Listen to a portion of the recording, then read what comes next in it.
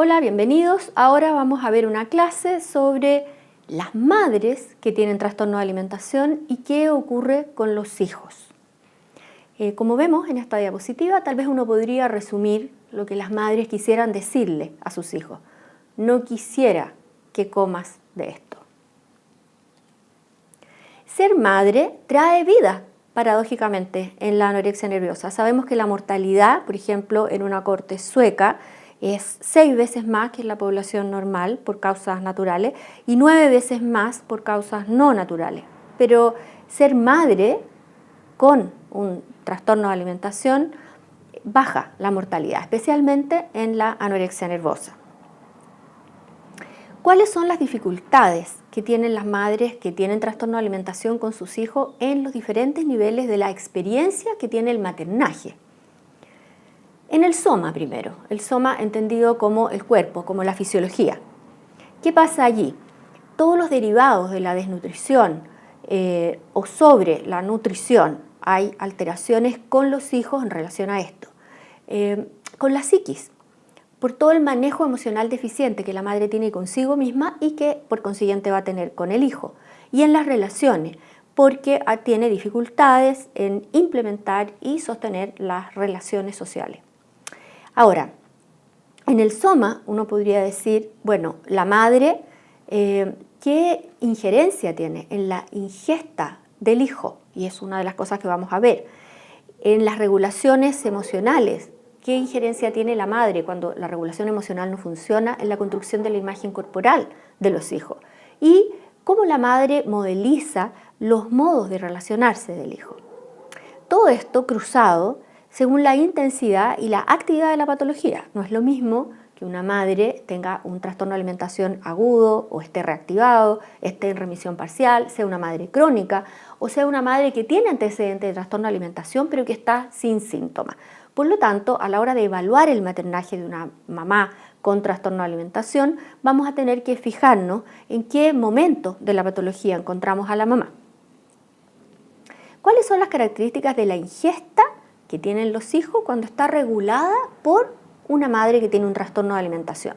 Podríamos decir, para entendernos, que vamos a dividir esto en 4 áreas. Una que son las investiduras afectivas de la comida, es decir, cómo la madre le ayuda al hijo o no le ayuda a cargar en forma positiva o negativa los alimentos, a cargarlos afectivamente en formas positivas o negativas.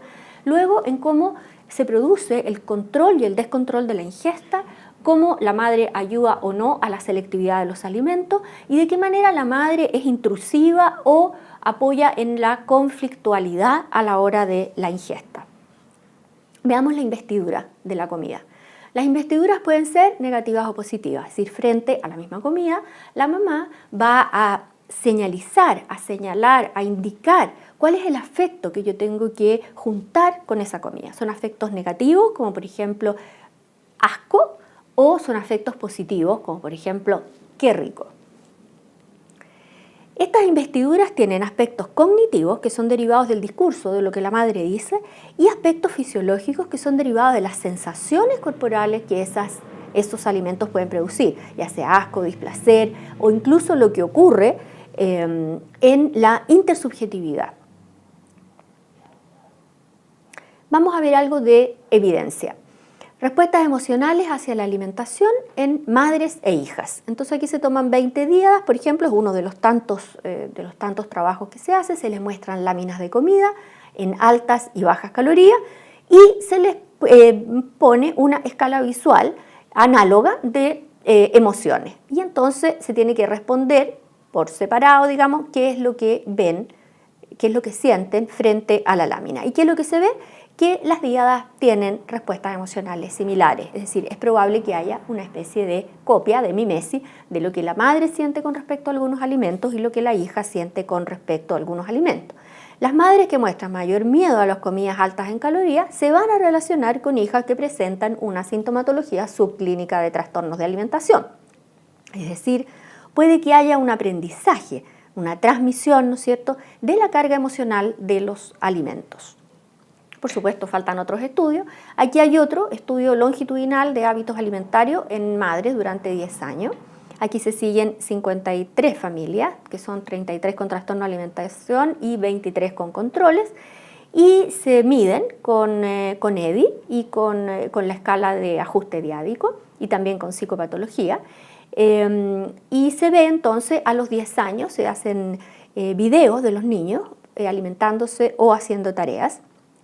Y lo que se encuentra en estos trabajos es que los hijos que tienen alto puntaje están con preocupación, alto puntaje en todos estos test que miden trastorno de alimentación, tienen preocupación por la silueta, el peso, tienen restricción alimentaria, tienen síntomas emocionales y por lo tanto tienen más riesgo de psicopatología. Lo que se ha visto es que estas madres que se pueden seguir, ¿no es cierto?, durante, en este caso, 10 años, se ha visto que a los 10 años los hijos de madres que tienen bulimia o tienen algún trastorno inespecífico de alimentación se relacionan con el tiempo de exposición a la patología y los conflictos a la hora de comer, incluso a los 5 años. Es decir, si los niños van a tener conflictos a la hora de comer, según sea el tiempo en que son expuestos a la psicopatología de la madre.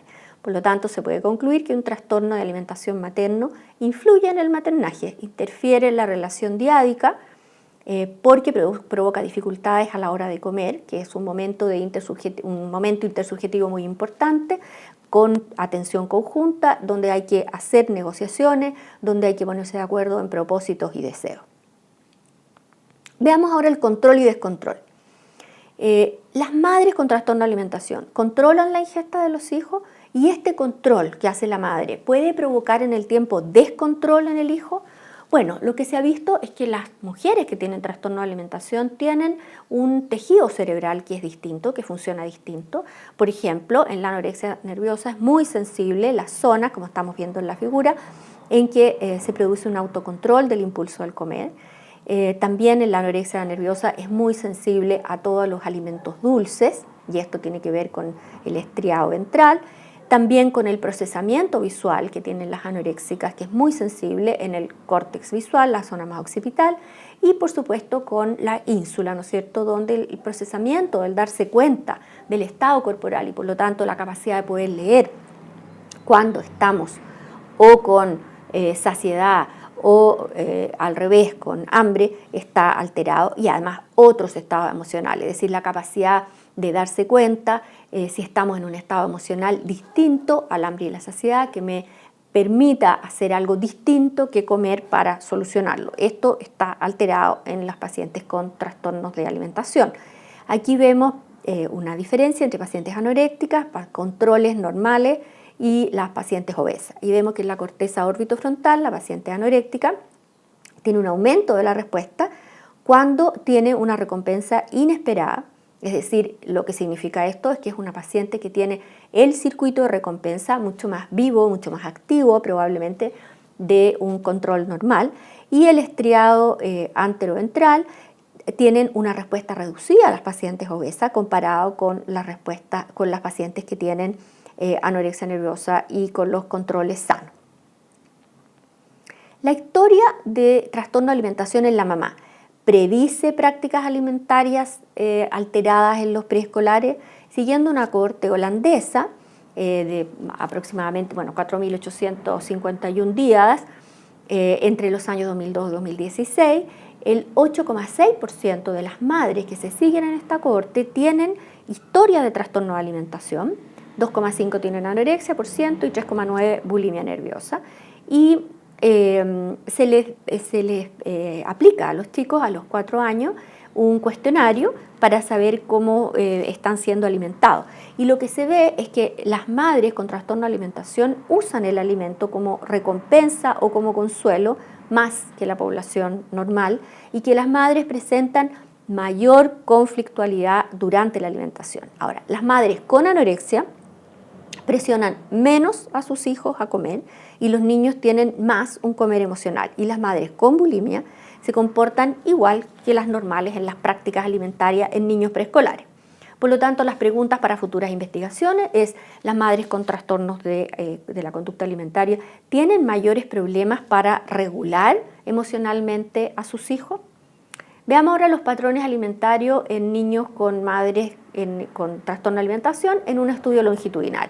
En este caso es otra cohorte que se sigue en Inglaterra con 9.423 mamás y lo que se hace es una evaluación de los patrones alimentarios y de ingesta a través de varios cuestionarios a los 3, 4, 7 y 9 años de vida. Y se dividen entonces estos preescolares y escolares en 3 grupos. Los grupos de alimentación, los alimentos procesados, los saludables conscientes vegetarianos y los tradicionales. Y lo que se ve es que las madres con trastorno de alimentación tienden más a tener alimentación con sus hijos con patrones más saludables y que va en aumento en la edad, y las madres con bulimia producen le dan una alimentación más rica en hidratos de carbono que a los controles. ¿Qué significa todo esto y por qué les pongo esta diapositiva? Porque la madre es quien va modelizando el modo de comer y por lo tanto va juntando a nivel del tejido cerebral, va juntando tanto el sistema de recompensa, que es el sistema dopaminérgico, como el sistema adrenérgico, que es el que tiene que ver con la alarma, cuanto el sistema regulador de esto, que está en el hipocampo, y con la corteza prefrontal, quien es finalmente que organiza y planifica cuál es la actividad. Es decir, el desarrollo del patrón alimentario puede verse afectado en los hijos que tienen madres con trastornos de alimentación, porque la madre misma tiene patrones que tienen algunas alteraciones y los chicos van a tender a replicarlo. La selectividad ahora. Se ha visto que cuando hay ansiedad materna o paterna se genera el picking eating, es decir, más problemas emocionales como ansiedad o depresión antes de los 3 años en los padres, más exigencia hay con la comida y los niños entonces tienden a tener alteraciones en sus conductas de comer. Conflicto a la hora de comer. Aquí hay uno de los tantos trabajos, ¿no es cierto?, donde se ve de qué manera las madres que tienen trastornos de alimentación comparadas con madres que no tienen, se las graba cuando están dando de comer o cuando están comiendo con sus hijos y se le otorga un puntaje si son armónicos o son conflictivos, y lo que se ve es que las madres con trastorno de alimentación tienen más conflicto que las madres con trole, ya sea por desorden o desacuerdo o rechazo de la alimentación del niño. La madre con trastorno de alimentación reconoce menos señales previas de conflicto que una madre normal y por lo tanto deja que el conflicto avance mucho más. Y por lo tanto los hijos tienen más probabilidad de desconectarse de alguna manera del conflicto, según propone este trabajo. Por lo tanto, pone en cuestión cómo las madres con trastorno de alimentación son capaces de negociar, de reconocer estados emocionales propios y estados en los hijos y cómo manejar el conflicto y la prevención de afectos negativos. Veamos ahora cómo esto afecta la construcción de la imagen corporal cuando la madre tiene trastorno de alimentación. Es decir, nos vamos del lado somático, nos vamos ahora al lado más psíquico, es decir, cómo esto afecta la imagen corporal. Bueno, esto va a afectar uno por cómo está el cuerpo de la madre, cómo está el cuerpo del niño y cómo el soma, es decir, el cuerpo, va tomando significado, es decir, va tomando sema, y cómo se construye el juego intersubjetivo entre ambos. Esto pensando que especialmente las madres con trastorno de alimentación tienen que lidiar con ciertas fantasías persecutorias del cuerpo, ¿no? Fantasías que se activan cuando hay cierta angustia y empiezan a sentir que este cuerpo que tienen, ¿no es cierto?, es un cuerpo que no les queda cómodo, es un cuerpo deforme, es un cuerpo que les produce sensaciones muy negativas. Paul Valery habla de 3 cuerpos. Uno que es el cuerpo de los órganos, que para los griegos era el guya, que es una cavidad o combadura, o también le llaman melea, que son órganos, que son como la sede de una fuerza corporal, que de aquí deriva lo que es la melodía y la canción, y que están conectados por una energía, es decir, algo parecido a lo que uno pensaría que hoy es el espíritu. Es decir, una cosa es el cuerpo de los órganos, ¿no?, que están conectados entre sí con una energía. Otra cosa es el cuerpo de la presencia, que es por una parte lo más constante, pero por otra parte también lo más variable, porque el cuerpo de la presencia es como el cuerpo en tiempo presente, el cuerpo de la vivencia propiamente tal. Y después tenemos el cuerpo de la imagen en el espejo, que es un cuerpo ligado a las formas, es ligado a la fisonomía, es la idea que los cuerpos de alguna manera reflejan el alma, pero que tienen una apariencia formal, una apariencia, por decir así, más geométrica, que es entendida como la expresión de una identidad, que es lo que uno podría llamar una especie de cuerpo ícono, es decir, el cuerpo en sus medidas, un cuerpo con volumen. Y después está el cuerpo de la construcción conceptual, es decir, más allá de sentido, imaginación y comprensión, es una especie de metacuerpo que estaría juntando, una especie de cuerpo abstracto que estaría juntando todos los anteriores, y él lo pone así como domesticando los anteriores en las costumbres. O sea, es un cuerpo que tiene que juntar todos los cuerpos y que además tiene que conectarse con la cultura donde ese cuerpo está viviendo, digamos. Vamos a ver entonces el desarrollo de la imagen corporal del hijo cuando la mamá tiene un trastorno de alimentación. Ya la mamá ha tenido problemas en el desarrollo de su imagen corporal y por lo tanto el hijo va a tener que transitar probablemente por los mismos caminos que ha transitado la mamá, que son los caminos que van desde la fisiología del cuerpo hasta todos los significados que se le van asignando al cuerpo. Y entonces en esta diapositiva podemos ver que todo esto parte de un organismo. El organismo se va transformando en un cuerpo, es decir, en una fisiología que funciona de una cierta manera, que tiene abiertos ciertos registros, que tiene cerrados otros, y luego esto se va transformando en una representación, que es esta imagen corporal, hasta que finalmente se transforma en la identidad, que es la que entra en relación con otros, en la intersubjetividad.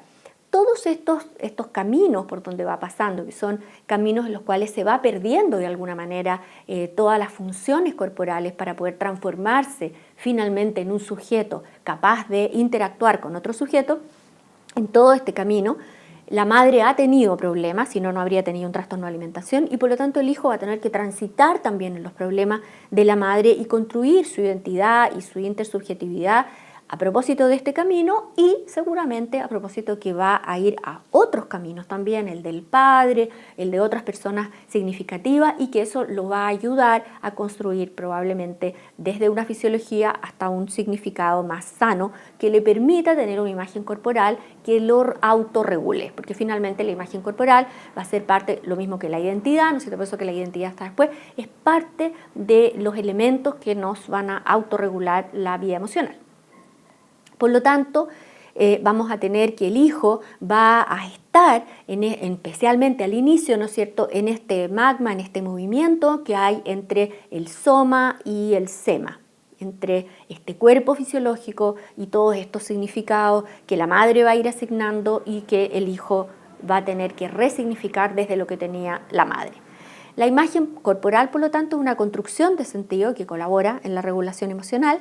Y en los trastornos de alimentación e ingesta la imagen corporal es el centro del sentido, y este es el problema, porque la madre va a poner ahí el centro del sentido y el principal regulador emocional psíquico. Por lo tanto, si falla la imagen corporal, la madre va a caer hacia esta basal que tiene el trastorno de alimentación, que es el temor a subir de peso. Entonces, ¿qué pasa con el hijo? Depende, de nuevo, depende de la edad, depende de la edad de desarrollo que tenga el hijo, depende de la intensidad, depende del momento de la patología de la madre y también depende de la disponibilidad de otros cuidadores. Podríamos decir entonces que en la imagen corporal vamos a tener un cuerpo que siente, un cuerpo en el espejo. Este cuerpo que siente es el cuerpo más somático y el cuerpo el cuerpo más somático es un cuerpo en el aquí y ahora, y el cuerpo en el espejo, en cambio, es un cuerpo allá y entonces, y sin embargo, a pesar de ser dos registros de cuerpo, estos cuerpos van a tener un cierto diálogo. Muchas veces el diálogo que tiene el cuerpo aquí con ese cuerpo allá se parece muchísimo a la relación que ha tenido, las primeras relaciones, la primera infancia, la madre con la hija. Muchas veces hablamos de hija porque estamos hablando de una relación de 9:1 cuando hablamos de trastorno de alimentación. Entonces, la madre que va a construir este cuerpo ahí y el hijo que va a construir este cuerpo ahí puede ser que compartan esta este diálogo que hay con el cuerpo del frente. La madre generalmente tiene un diálogo un tanto violento, donde rechaza el cuerpo que ve, donde no le gusta, donde muchas veces se refiere al cuerpo con malas palabras y con malas sensaciones, y entonces el hijo que va a habitar de alguna manera en este flujo de diálogo un tanto violento, va a tener que resolver esto si no quiere quedar preso de los modos en que la madre ha ido construyendo su propia imagen corporal. Y el otro cuerpo es el cuerpo mental, que es el cuerpo que ha sido atravesado por el lenguaje y por lo tanto ha sido atravesado por el otro entendido como alguien que tiene que venir a ordenar la fisiología de modo de regirnos todo por una cierta ley que nos permita vivir en conjunto. Así es que la madre en el cuerpo que siente se vive generalmente con una cierta incomodidad, tanto propioceptiva como enteroceptiva. Generalmente con este cuerpo en el espejo la madre vive ataques, ¿no es cierto?, a este cuerpo porque le parece que es un cuerpo que la persiguen malas, son ataques paranoides.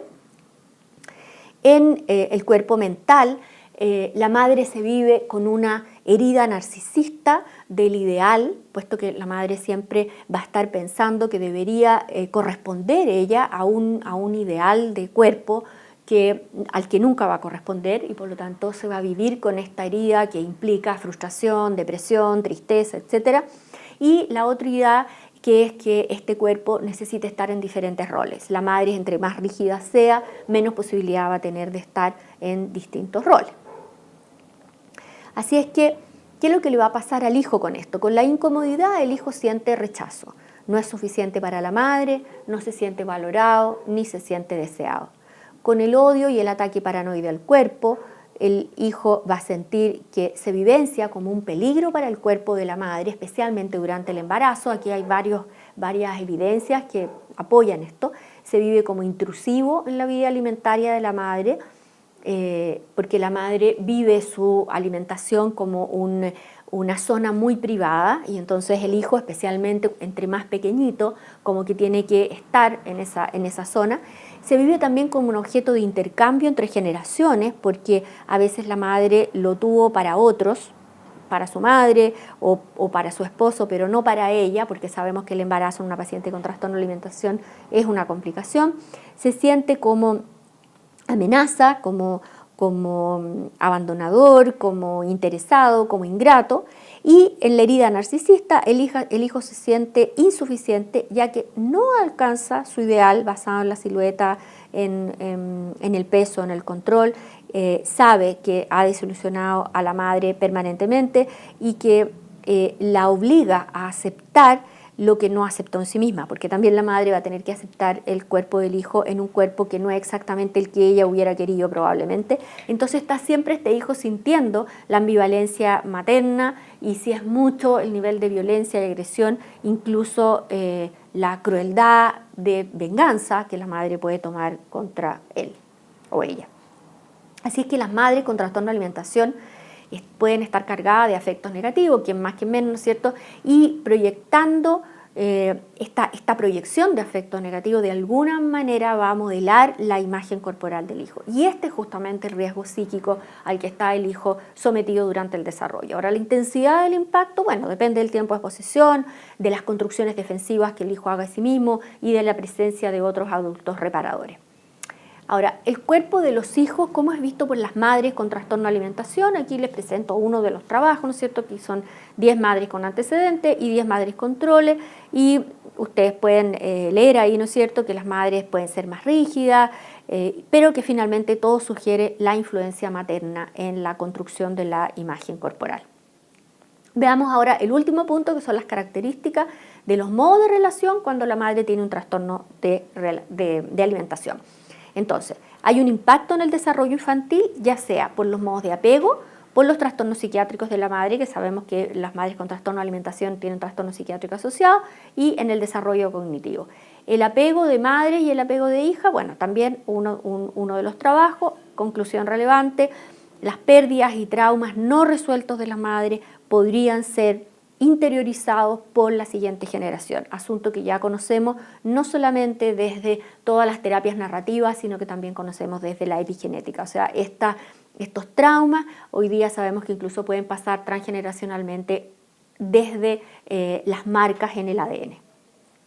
La corte danesa que toma niños desde el nacimiento hasta los 7 años, ¿no es cierto?, 8.000 y tantos niños, y lo que se ve es que los hijos de madres que tienen anorexia suelen tener más bien problemas conductuales, los hijos de madres que tienen bulimia, lo mismo, pero los hijos con madres con anorexia, más problemas emocionales y dificultades con pares, y los hijos con las madres con bulimia, más hiperactividad que los otros. Y los hijos hombres de pacientes anorécticas tienen un cierto retraso en lo cognitivo y en el lenguaje, al menos en esta cohorte. Ahora, es difícil medir el maternaje, es decir, cómo la madre ha sentido que es su maternaje, porque es por autorreporte. Ahora, ¿qué pasa si ambos padres, por ejemplo, tienen atracones? Esto cambia en algo la interacción del comer y el desarrollo emocional de los niños. Esta es otra cohorte con 208 familias, donde las referencias las pueden ver abajo, donde lo que se ve es que hay mayores dificultades en la regulación emocional y en el comportamiento de los niños cuando ambos padres tienen, por ejemplo, este trastorno de alimentación que son atracones. La regulación neurobiológica y el desarrollo cognitivo también es algo que se ha visto, que en general hay más desregulación neurobiológica en madres que tienen trastorno de alimentación, y también hay alteraciones en el desarrollo cognitivo, especialmente en el desarrollo lingüístico y motor. Ya al año de vida se ven algunas diferencias. Por lo tanto, los resultados diferenciales en niños que tienen mujeres en niños de madres que tienen trastorno de alimentación versus trastorno alimentación no activo, es decir, madres que están activas versus madres que no están activas, sugieren que la sintomatología activa durante el embarazo podría tener un efecto sobre la reactividad fisiológica, mientras que las características cognitivas podrían ser marcadores de riesgo de trastornos de alimentación más estables. O sea, si la madre tiene trastorno de alimentación en el embarazo, vamos a tener más problemas del neurodesarrollo, y si la madre tiene un trastorno de alimentación que persiste en el tiempo, o sea, es más estable, vamos a tener otros marcadores cognitivos. El diagnóstico psiquiátrico de la madre, lo que se ha visto, ¿no es cierto?, de nuevo pueden ver ahí la referencia, es que el trastorno de alimentación materno junto con la psicopatología, que este trastorno muchas veces tiene como comórbido, aumentan el riesgo de los trastornos psiquiátricos en la infancia y en la adolescencia temprana, de toda la esfera de los trastornos emocionales, más que de los externalizantes, digamos. El modelo del perfeccionismo ahora, los trastornos por atracón e infantes de madre, en este trabajo se ve que el perfeccionismo y el control, ¿no es cierto?, psicológico de las madres contribuyen al atracón compulsivo, que este es otro tema, ¿no es cierto?, una madre que se supercontrola a ella, de qué manera eso afecta o no afecta a la hija. Aparentemente eso podría afectar a que la hija tenga después descontrol, o sea, un control, un atracón compulsivo. O sea, hay una influencia de la relación madre e hija para los atracones.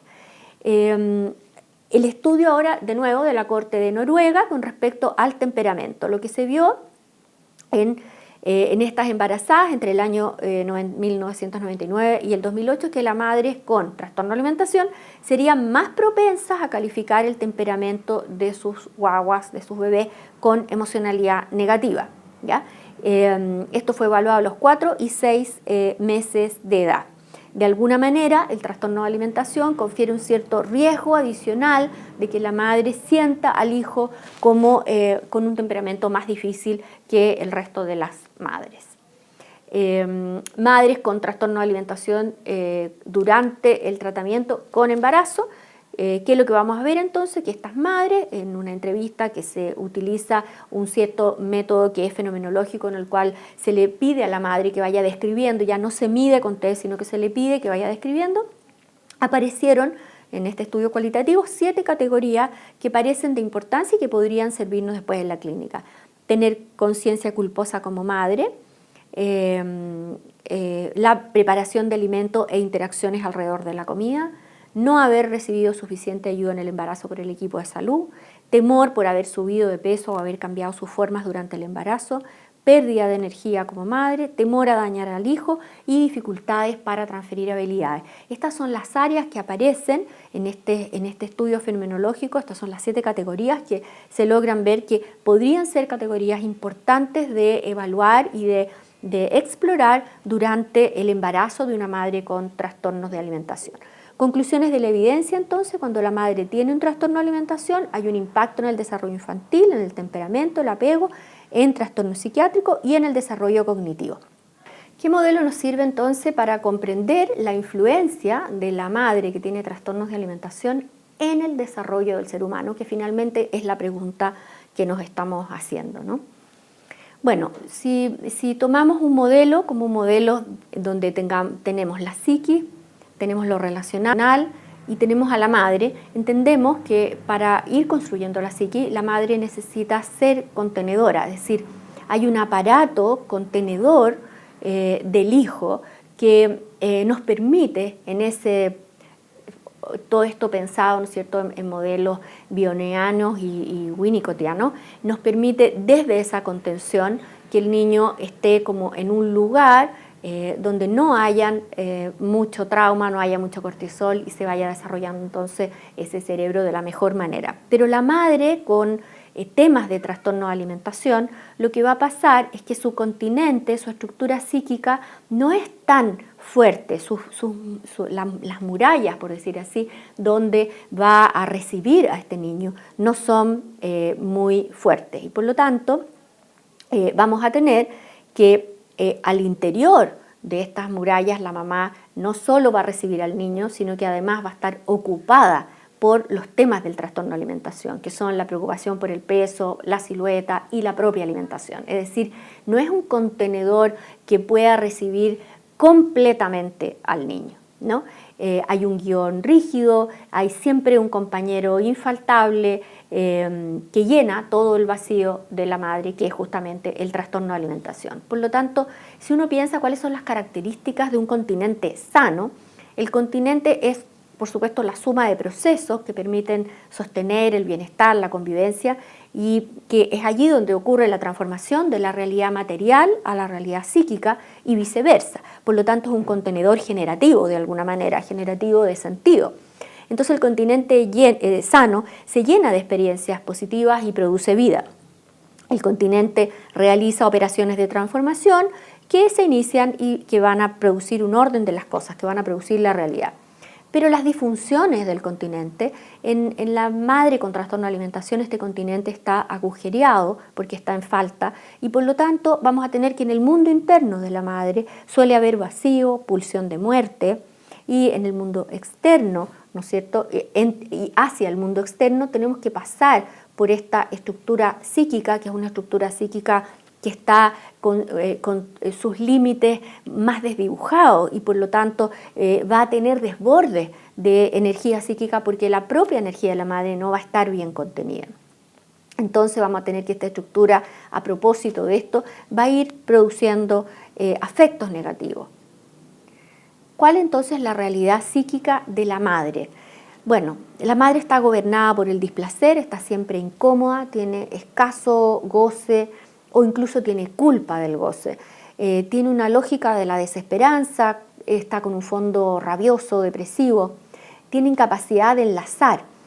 Probablemente esto estaría relacionado porque enlazar cosas y por lo tanto ir produciendo transformaciones que nos ayuden en el bienestar, esto tiene que ver con la pulsión de vida, que es la que le queda traumatizada probablemente a la madre en algún momento del desarrollo. Por lo tanto, la madre en sí misma ya tiene dificultades para sí y va a tener dificultades para producir un niño más sano. Los objetos entonces en esta psique traumatizada solo existen en la medida que desengañan o que se van. Y por eso a veces la madre busca un objeto que remita a la ausencia de objeto. Y esta ausencia es la que se siente como presencia y llena el vacío, especialmente en el caso de las pacientes con anorexia nerviosa. Por lo tanto, lo que finalmente acompaña a la madre es como la presencia de esta ausencia. Eso en la realidad psíquica. Y lo otro es que hay un potencial destructivo. Hay cierto odio, venganza por la herida narcisista que no perdona el no haber sido valorada o el no haber sido reconocida como ella quería y que tampoco ella pudo reparar eso a través de reparar su imagen. Ahora, ¿por qué el continente es insuficiente? Bueno, hay muchas razones. Hay carga genética, trastornos mentales, hay un ambiente no regulador en los primeros 4 años de vida, probablemente, muerte del cuidador, abandono, negligencia, maltrato, etcétera, abuso. No hay disponibilidad, procesos de mentalización deficientes, procesos de reparación traumáticas no disponibles. Y por eso se habla de un traspaso transgeneracional y por eso que nos estamos haciendo esta pregunta, ¿de qué manera una psiqui, que es un continente insuficiente, produce qué efectos en un niño que está formando sus propios continentes psíquicos? Entonces, ¿cuál es el proceso psicopatológico y cuáles son los puntos de acceso donde podemos entrar para poder ayudar al buen desarrollo de este niño? Primero, vamos a pensar que esta madre, ¿no es cierto?, que tiene un trastorno de alimentación y que puede tener desde un síndrome depresivo hasta una psicosis, va a proyectar en el niño algunos afectos que son displacenteros como angustia, vacío, ausencia, culpa, disconfort, necesidad de castigo, que esta proyección va a producir cierta modelización del cerebro, va a modelar o por mimesis, o por acoplamiento, o por identificación, y por lo tanto, hoy día pensamos incluso que esto provoca una marca epigenética y que la relación, por lo tanto, que se tiene con la madre va a estar de alguna manera señalada por esta dinámica. ¿Dónde es que nosotros podemos intervenir? Ya sea en los procesos psicopatológicos de la madre, que sería la primera de nuestras estrellitas, ya sea en el proceso de proyección, ya sea en las sensaciones que puede sentir el niño a propósito del proceso de proyección, o ya sea en la modelización cerebral. Como, bueno, en la modelización, a lo mejor bajando cortisol, básicamente, tratando en depresión, psicosis, tratando la psicopatología de la madre, en las proyecciones, tratando la relación y dejando entonces estos afectos negativos donde tienen que estar sin que estén proyectados en el hijo.